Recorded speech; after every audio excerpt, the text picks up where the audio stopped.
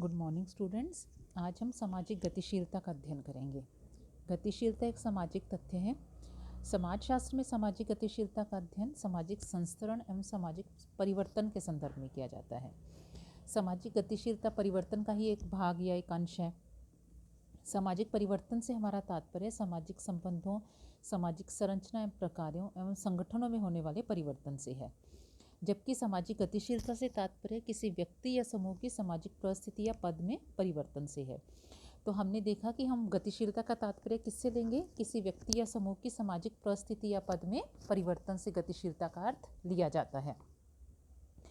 जैसे एक प्राध्यापक भारतीय प्रशासनिक सेवा की परीक्षा पास कर यदि कलेक्टर बन जाता है, ब्यावर शहर का निवासी मुंबई में जाकर बस जाता है, तो इसे हम सामाजिक गतिशीलता के अंतर्गत अध्ययन करेंगे। इसकी तुलना में आधुनिक जटिल नगरीय औद्योगिक समाजों में भी सामाजिक गतिशीलता पाई जाती है। मिलर का मत है कि सामाजिक गतिशीलता के अध्ययन के द्वारा सामाजिक संस्करण और सामाजिक ढांचे में होने वाले परिवर्तन में उसकी गति को ज्ञात कर सकते हैं। इस दृष्टि से सामाजिक गतिशीलता का अध्ययन समाजशास्त्र में महत्वपूर्ण स्थान रखता है। अब गतिशीलता का अर्थ एवं परिभाषा क्या है? तो गतिशीलता का तात्पर्य एक व्यक्ति या समूह द्वारा एक पद, स्थान या व्यवसाय त्याग कर दूसरा पद या स्थान या व्यवसाय को ग्रहण करने से है। बुगार्डस कहते हैं सामाजिक पद में कोई भी परिवर्तन सामाजिक गतिशीलता है। फिचर कहते हैं कि हम सामाजिक गतिशीलता व्यक्ति, समूह या श्रेणी के एक सामाजिक पद या स्टार्टअप में दूसरे से दूसरे में गति करने को कहते हैं। सोरोकिन के अनुसार सामाजिक गतिशीलता से हमारा तात्पर्य सामाजिक समूहों तथा स्तरों के झुंड में एक सामाजिक पद से दूसरे सामाजिक पद में परिवर्तन से है। तो इन परिभाषाओं को हमने देखा। इनके आधार पर हम कह सकते हैं कि सामाजिक गतिशीलता का संबंध व्यक्ति या समूह के पद या परिस्थिति से है। सामाजिक गतिशीलता में व्यक्ति या समूह की सामाजिक परिस्थिति में परिवर्तन आता है। यह परिवर्तन एक समूह या समाज की संरचना के अंतर्गत ही होता है। सामाजिक गतिशीलता की कोई निश्चित दिशा नहीं है। यह ऊपर व नीचे की ओर या समानांतर भी हो सकती है। इस प्रकार से हमने सामाजिक गतिशीलता को देखा। तो सोरोकिन ने सामाजिक गतिशीलता के दो प्रमुख प्रकारों का उल्लेख किया। एक है क्षैतिज गतिशीलता और दूसरा उदग्र गतिशीलता। तो क्षैतिज या समरैखिक गतिशीलता क्या है? तो क्षैतिज या समरैखिक गतिशीलता में एक व्यक्ति उसी स्तर के एक समूह से दूसरे समूह में गमन करता है। इसे परिभाषित करते हुए गोल्डन कॉब लिखते हैं, बिना सामाजिक वर्ग पद में परिवर्तन किए परिस्थिति व भूमिकाओं के विशेष रूप से व्यवसायिक क्षेत्र में परिवर्तन को क्षैतिज सामाजिक गतिशीलता कहते हैं। फिचर के अनुसार क्षैतिज सामाजिक गतिशीलता का अर्थ एक ही सामाजिक स्तर के एक ही प्रकार के सामाजिक समूह या स्थिति से दूसरे में आगे या पीछे गमन करना है। सोरोकिन के अनुसार क्षैतिज सामाजिक गतिशीलता का अर्थ एक व्यक्ति या सामाजिक वस्तु का एक ही स्तर में स्थित एक समूह से दूसरे समूह में स्थानांतरण है। तो इस प्रकार हमने क्षैतिज सामाजिक गतिशीलता में अर्थ क्या है इसका, कि एक व्यक्ति समान सामाजिक स्तर के समूहों या पदों में गमन करता है। जैसे एक व्यक्ति द्वारा एक गांव छोड़कर दूसरे गांव में चले जाना, तो ये हमारा क्या समरैखिक गतिशीलता, कि वो उसी स्तर पे रहा। श्रमिक द्वारा एक फैक्ट्री छोड़कर दूसरी में काम करना, एक प्रोफेसर का एक कॉलेज छोड़कर दूसरे में चले जाना, ये सब आपके क्या है, समरैखिक गतिशीलता के उदाहरण है। अब समरैखिक गतिशीलता या क्षैतिज गतिशीलता के प्रकार कौन कौन से हैं? तो सोरोकिन ने इसके भी प्रकार बताए। इन्होंने पहला प्रकार बताया प्रजातीय, लैंगिक तथा आयु समूह में क्षैतिज गतिशीलता। प्रजातीय, लिंग एवं आयु समूह जैविक तथ्य हैं। इनके आधार पर सामाजिक गतिशीलता का विचार कठिन प्रतीत होता है, क्योंकि विशेषताएं शारीरिक एवं वंशानुगत है, इसलिए इनमें परिवर्तन संभव नहीं है। किंतु प्रजाति, लिंग और आयु समूह जब सामाजिक समूहों के रूप में संगठित हो जाते हैं, तो इनके संदर्भ में सामाजिक गतिशीलता पर विचार किया जा सकता है। जैसे कोई ऐसा संगठन है जिसमें केवल गोरी प्रजाति के लोगों को ही सदस्यता प्राप्त होती है और नए विधानों या प्रावधानों द्वारा निग्रो प्रजाति के लोग भी अगर उसके सदस्य बन जाते हैं, तो ये आपकी प्रजातीय गतिशीलता कहलाएगी।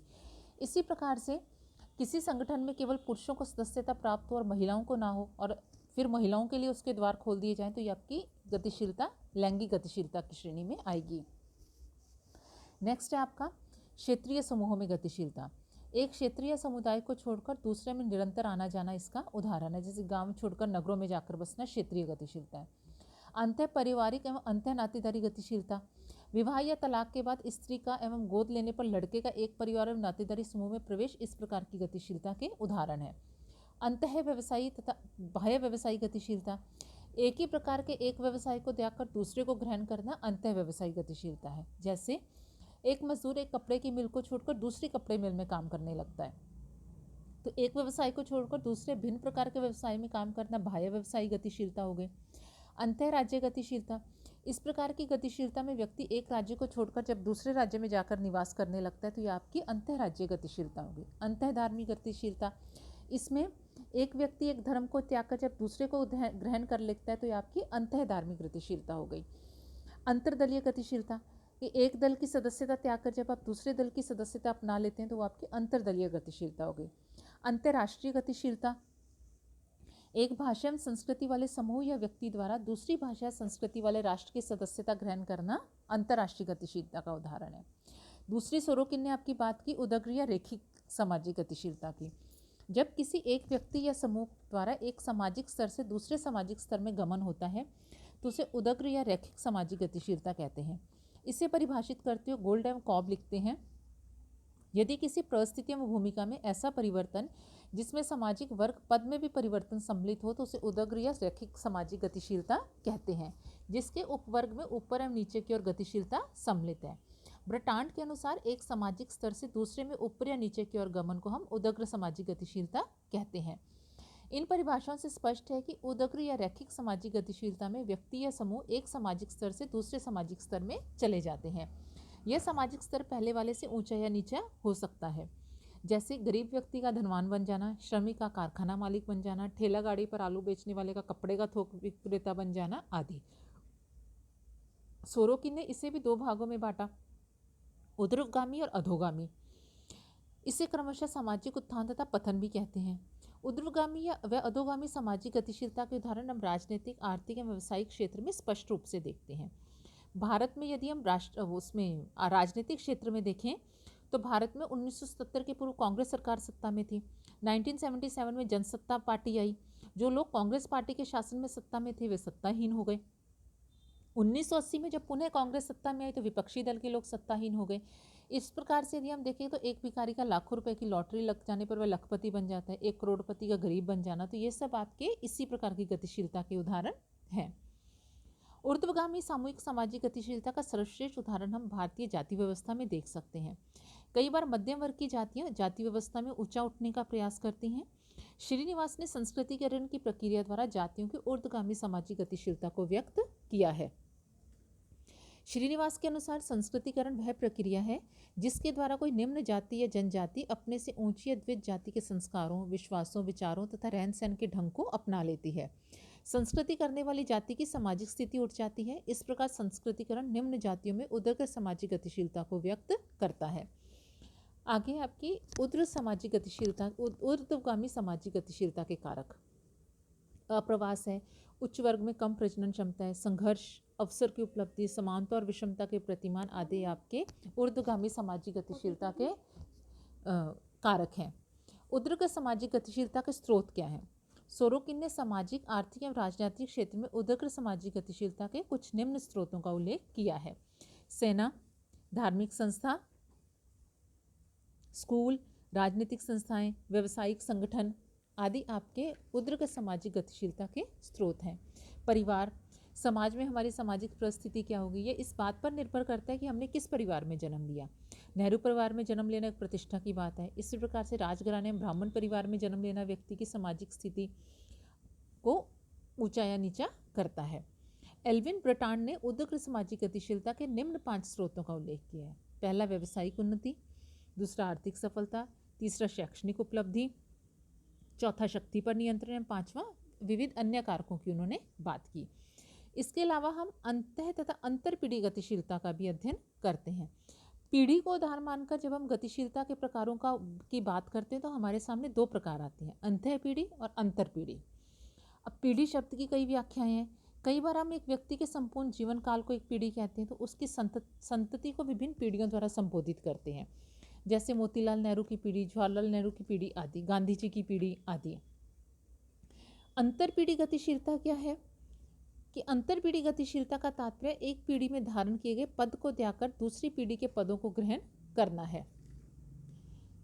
अंतरपीढ़ी गतिशीलता प्राकृतिक एवं स्वाभाविक है। आश्रम व्यवस्था अंतरपीढ़ी की गतिशीलता का उदाहरण है, जिसमें एक व्यक्ति ब्रह्मचर्य आश्रम, गृहस्थ, वानप्रस्थ और संन्यास आश्रम से गुजरता है। यह गतिशीलता व्यवस्थित, सरल तथा जटिलताओं से मुक्त है। अब अंतःपीढ़ी गतिशीलता क्या है? यदि एक व्यक्ति एक पीढ़ी में एक पद को त्याग कर दूसरा पद ग्रहण करता है तो उसे हम अंतःपीढ़ी गतिशीलता कहते हैं। जैसे 21 वर्ष की आयु का विद्यार्थी अपना अध्ययन समाप्त कर व्यवसायी बन जाता है या कोई नौकरी करता है तो अंतःपीढ़ी गतिशीलता कहलाएगी। प्रत्येक समाज में हमें अंतः और अंतरपीढ़ी गतिशीलता दोनों ही देखने को मिलती हैं। गतिशीलता के ऊर्ध्वक्रम एवं क्षैतिज स्वरूपों की व्याख्या भी हम अंतः और अंतरपीढ़ी गतिशीलता में कर सकते हैं। इसके अलावा आप देखेंगे गतिशीलता क्या है, मुक्त और बंद गतिशीलता। इस प्रकार की मुक्त जो गतिशीलता है, इस प्रकार की गतिशीलता वाले समाजों में विभिन्न स्तर समूहों के सदस्यता का आधार जन्म या आनुवंशिकता ना होकर व्यक्ति के गुण, योग्यताएं और उपलब्धियां होती है। इसे हम वर्ग व्यवस्था देख सकते हैं, जबकि आपकी जो बंद गतिशीलता है उसे हम जाति व्यवस्था के अंतर्गत देख सकते हैं। इस प्रकार की गतिशीलता बंद स्तरीकरण वाले समाजों की विशेषता होती है। ऐसे समाजों में व्यक्ति के पद एवं स्तर समूह का निर्धारण जन्म या आनुवंशिकता के आधार पर होता है, जिसे वह अपने जीवन काल में नहीं बदल सकता। अतः एक समूह को त्याग कर दूसरे समूह की सदस्यता ग्रहण करने का प्रश्न ही नहीं उठता। बंद स्तरीकरण वाली व्यवस्था का श्रेष्ठ उदाहरण भारत की जाति प्रथा है। इसके अंतर्गत व्यक्ति की जाति का निर्धारण जन्म के समय ही हो जाता है। व्यक्ति आजीवन उसी जाति का सदस्य बना रहता है जिसमें उसका जन्म हुआ है। जातियां बदलना संभव नहीं होता। प्रत्येक जाति की समाज में स्थिति, अधिकार, दायित्व एवं कार्य निश्चित होते हैं। तो इस प्रकार हमने मुक्त और बंद गतिशीलता को देखा। तो सोरोकिन ने, इस प्रकार आप ये ध्यान रखेंगे कि सोरोकिन ने सामाजिक गतिशीलता के 2 प्रकारों की बात की थी, क्षैतिज और ऊर्ध्वक्रम सामाजिक गतिशीलता का। तो इसे आप ढंग से पढ़ें। धन्यवाद।